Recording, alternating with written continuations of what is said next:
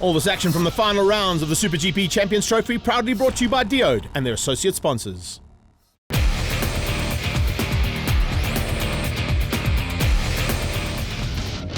Welcome to the penultimate round of the Diode SuperGP Champions Trophy here at Dezzi South Coast Raceway.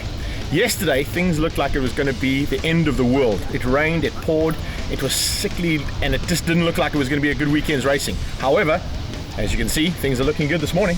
Yeah, and woke up bright and early, opened the curtains, and yeah, the sun's slowly but surely coming out. Perfect track conditions, track's nice and dry already this morning after terrible wet qualifying yesterday, so it looks like it's going to be a good day's racing at Dezzi. Yeah, let's see whether the championship's going to be wrapped up. A couple of guys that could literally get to the final round with the number one plate already in their hands. Our featured rider this weekend is Tyrese Robert. I got involved in the sport when I was 6 years old. I started racing mini motos in 2007, I think. And yeah, from there I went to NSF 100s with Uncle Neil, and then I jumped onto a 150, and now I'm here. Yes. My ultimate goal is to get a proper ride and then hopefully make it to Red Bull Rookies next year, and they will see from there. My biggest supporter is my dad and my little brother Caden. He really supports me. He's there all the time, always there to help, and yeah, that's about it. Well, as Ty gets ready to rock and roll, Rob, so do we. It's the first race of the day. Super Juniors in the house. Aiden Liebenberg is the man who wants to wrap up this title, but he's still got a little bit of work to do. And Dominic Doyle and Tyrese on the front row are certainly going to give him a good run for his money. Yeah, watch out for Brandon Staffen. A little bit further back than we're used to seeing him. Just come back from overseas duties, winning 2 races out at Donington Park. But it looks like Aiden Liebenberg from pole position. No, it looks like Tyrese Robert straight across the nose of our championship contender going into turn 1. And it is Tyrese Robert leading out front. So great onboards here around this beautiful Dezzi racetrack. Now going into the double right-hander down by the dam, and Aiden Liebenberg sneaks up the inside of Tyrese. Makes him drop down to second place. CJ Hackett is right on his tail. It's a 3-way battle here between these top 3 riders, and it looks like it's starting to heat up. They're pulling slightly away from Dominic Doyle. He hasn't quite been able to bridge that gap. Here we go, on board with Tyrese. What a move on the inside into the right-hander. How did he pull that off on Aiden Liebenberg? Incredible riding then from Tyrese Robert. A man on a mission. He wants to pick up the race victories and put his name in the hat as well going into Red Star Raceway for the title contention. He's still got a chance of taking the title as well. It's an outside chance, but second place is what he's looking to wrap up here if he can and take on Brandon Staffen. But unfortunately, if that keeps happening and Aiden Liebenberg gets to the front end, it's going to be a tough man to try and beat you. They come through the flick-flack and back onto the main track. Oh, big crash! CJ and Tyrese have come together. That's a big one, and the 2 riders are down. CJ just trying to pull himself off the circuit. There you can see the instant replay from the onboard. Just a tag between those 2 riders, pushing a little bit too hard, and both of them man down, which has left Aiden Liebenberg to the checkered flag. No worries at all, and he's going to come across the line to take the victory. Exactly what he needed to do. Yeah, Brandon Staffen nowhere. I think he's going to pick up a podium thanks to that crash, but not where he wants to be. And a great ride from Chase Holscher in 3rd place. We catch up with Tyrese to find out what happened. I tried to cut early into the last corner so I could get the driver on Aiden, and I think I hit the white paint. What happened to you? What's broken? My wrist, and I think my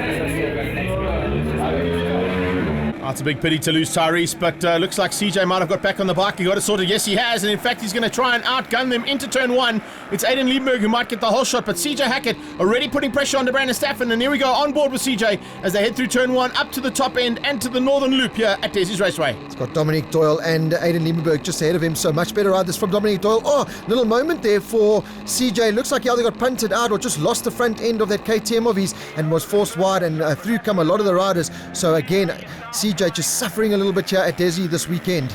Brandon Staffen fighting hard for second place there with CJ. We're back on board with him as we go through a very tricky section. Lovely to be on board here through this section because, man, you can see just how difficult it is. In amongst the back markers now, and CJ trying to go around the outside. This is a slightly different version of the circuit we raced last year. They've widened it and given opportunity for riders to go into that section and actually make overtaking maneuvers. But unfortunately, CJ hasn't won out, and it's going to be Aiden Liebenberg yet again for a double victory. He looks back. He is miles ahead of Brandon Staffen, who's second, and I wonder if CJ is going to pip him to the line. Here we go on board. This is exactly what we're going to see going into the final turn. Oh, you can see Brandon Staffen just closing the nose there, and unfortunately not able to get through is CJ Hackett. Dominic Doyle will pick up your second position, and Brandon Staffen rounding out your podium finish. Great finish for the podium as well, and let's catch up with Malcolm Rudman, our featured rider for the 600s. I got involved in the sport when my father bought me a PE50 when I was 6 years old. Took me to the racetrack and we started racing. At the moment, I'm sponsored by RSA Racing, Paramount Tracks, and Transport Holdings. They make everything happen for me at the moment. But the guys that I've got with me now are brilliant. They give me what I want, help me with everything. It just makes a huge difference.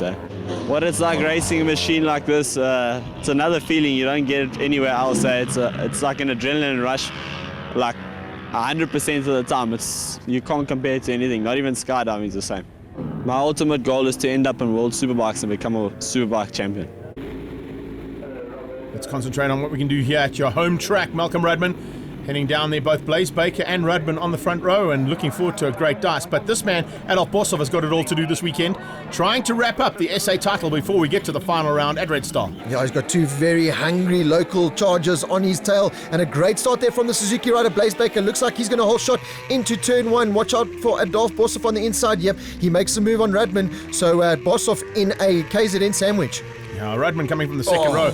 Oh, look at that. He just puts himself into the front end of the sandwich and now goes to the back from first place. Unfortunately, he lost out the whole shot. Then he went back down to second, got it back into the second turn, and now sits in third place, trying to close down on the two Banana Boys. Yeah, a mistake there from Adolf Bossov, just maybe thinking about the championship. Dion Nelson on the Triumph. He's got some troubles. He pulls into pits, back on board here with Malcolm Rudman. No, he's trying to make a huge charge there on Blaze Baker, but unfortunately now loses out on Adolf Bossov. Bossov pushing hard here. And he's gone too hard. Much too hard there from Bossov. That could be costly. Remember, he's trying to wrap the title up. He just tried to go up the inside, lost it on the white paint, front wheel washed out, and down towards that little section. Unfortunately, a down rider. Well done to Rudman for missing him, but now it's basically the two Natal boys who are going to fight it out here for honours. I wonder if Bossov can get back up and possibly even back onto the podium. There we go, Malcolm Rudman. Now a huge battle on with Blaze Baker as he holds a tighter line there. You can do it there. There's so many lines around this Dezzi racetrack, and Malcolm Rudman using them to the best of his advantage, and now leads out here at the home track. It's going to be a home track win as well for Baker. He's got through on Rudman in the closing stages. It's a second victory for the season. Rudman comes through for second place, and Adolf Bossov incredibly hung on and got through the field back up onto the podium, but that's not enough to wrap up the title. He's going to have to wait for race number 2 to get that number 1 plate. Let's catch up then with some of our podium riders. Malcolm Rudman. Race 1 was quite good. I got quite a good start, was in second behind Blaze. Dolph was behind me. He made a move on me, came into second. Unfortunately, Dolph tried to make a pass on Blaze, crashed out, and then I ended up finishing second behind Blaze. But definitely for the second race, we're going to try get past Blaze, go for the win. That's exactly what he's hoping for. Let's see if he can get it right this time. It was very close in the first one. I think more importantly is to watch out what Adolf Bossov is going to do. Oh, he's already getting touched and rubbing his racing down towards turn 1. Is it Rudman who's going to hold shot? It is. Rudman has got it fired off the line brilliantly. Blaze Baker on the Uncle Andy Suzuki is in second place, and on their tail comes the potential champion. I wonder if he's going to let these boys fight it out and possibly give them a chance for the top step of the podium, knowing that he's got to take this championship. It's more important than anything. Adolf Bossov never. Adolf Bossov has got one thing on his mind, and that's the win. So does this man, Blaze Baker. He wants a double on the day, and to do it at your home track, that's exactly how you want to end off the season. So Blaze Baker, Uncle Andy Suzuki has got out front. Malcolm Rudman is in second. Oh, but he gets bashed out there from Adolf Bossov, no doubt. Yep, there's the Neo Life Yamaha. Now just sneaking through there, forcing Rudman wide. And now coming in amongst the back markers there, getting past Zante. Zante Otto coming back from some international duties as well, doing a great job at the back end of the field. But here comes Bossov around the outside of Blaze Baker into the double right-hander, over the dam wall, and this is potentially a championship winning race here. If anyone can go around the outside of you, it's Adolf Bossov. Baker went defensive, and Bossov came around the outside, so he wants to take the championship by winning the second race here at Dezzi Raceway. Blaze Baker, this is Malcolm Rudman now, so Baker's got a little bit of issues now on that Uncle Andy Suzuki, and through comes Malcolm Rudman up into second place. Well, Baker trying to come back at him. You can see he got forced wide ever so slightly. It's going to be Bossov for the victory. That means Bossov for the championship. In the background, is it going to be Rudman this time in second? It is. That is super stuff. Double second place there for Rudman. Third place goes to Baker, but it looks like there might have been an issue on that bike in the closing stages. There you have the championship celebrations. The Cowboy is your 2016 SuperGP Super 600 champion. What a season it's been for the Neo Life Yamaha rider, and Adolf Bossov, remember the name, because it's no doubt a future overseas champion as well for the likes of Brad Binder. Race 2 was good. I got the whole shot. I had Blaze and Adolf right on my tail. I think Blaze came past me first. I tried to make a move back on him.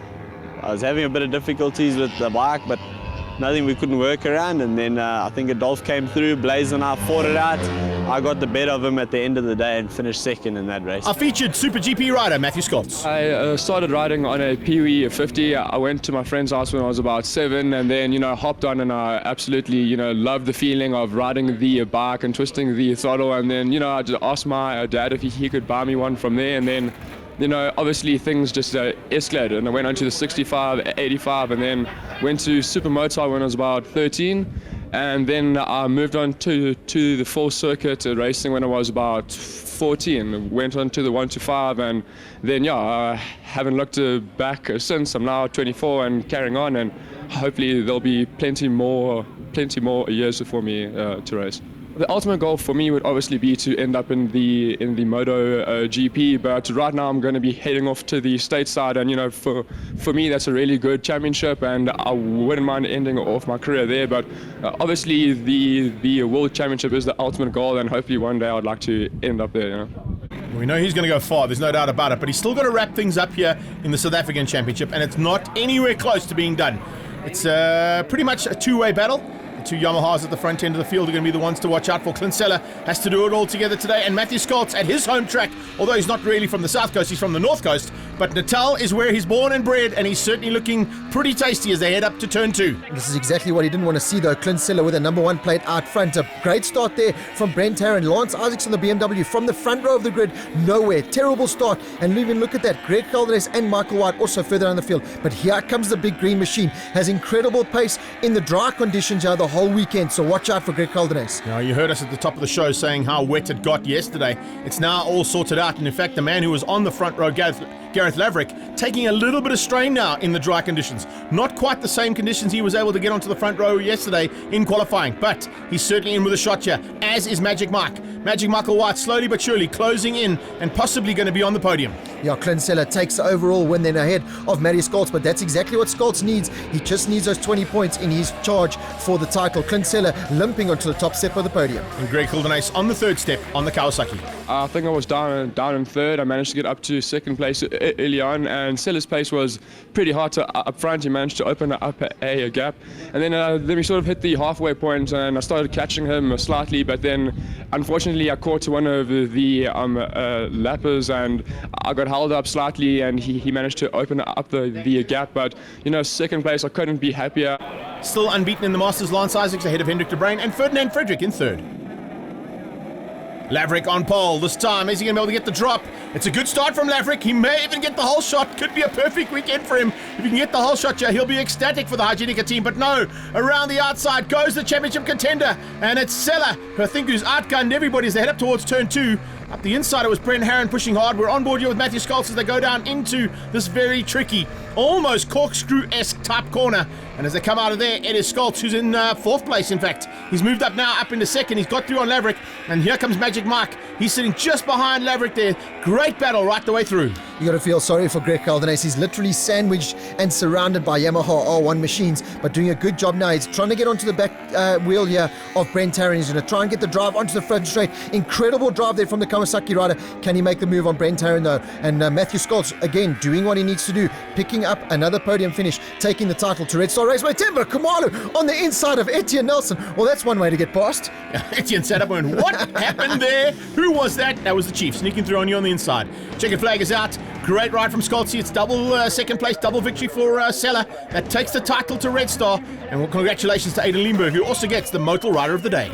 Oh, great day. There we go. Champagne showers for Aiden Lindberg. Another great day here at Dezzi Raceway. I got a pretty decent start. I got up to second early on, and I really thought that after the first tee that we could chase down Seller, but one more time he was just really fast, and I couldn't hang on to him, and I just had to take the second place. Lance Isaacs remains unbeaten in the Masters, but good to see Damien Purificati back on the podium with Hendrik de Bruin.